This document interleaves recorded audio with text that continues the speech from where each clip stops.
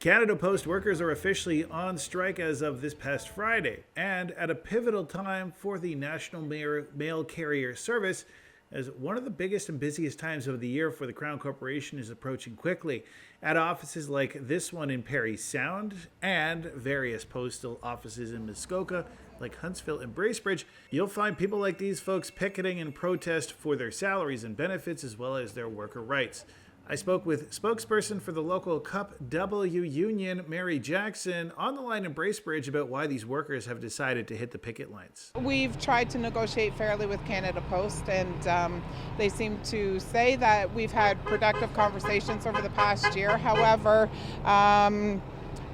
we're out here now because we're not getting what we have been asking for in fairness. We're not asking for an extravagant life, we're just asking for livable wages, and we want our future generations, like we have a child here today, to be able to have that support as well. Our pensions are healthy.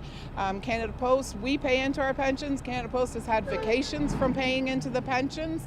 You know, we're not making a lot of money anymore. We used to be a very profitable company. I asked Jackson her thoughts on those who are criticizing workers for striking during a time when many Christmas gifts and cards may not reach their destination in time due to this action.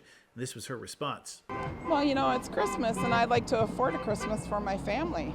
You know, we all would like to go back to work. We love our jobs. We want to work. However, you know, what do? We just continue to try and negotiate, and not get anywhere. They're not moving. They're not budging. They're not helping their workers. They need to help us to help the customers, and then in return that helps them. Meanwhile, negotiations with a federal mediator have struck up between Canada Post and Cup W once again. In our North Bay, your TV reporter Clark Heipel spoke with the local union president there about these talks. It will bring a new set of eyes to the situation, and hopefully they can help both sides reach a negotiation by the end of it. So the union's also looking for stronger language in the RSMC side of the collective agreement. So the urban side of the collective agreement is 3 times the size of the RSMC collective agreement, and that's including both French and English.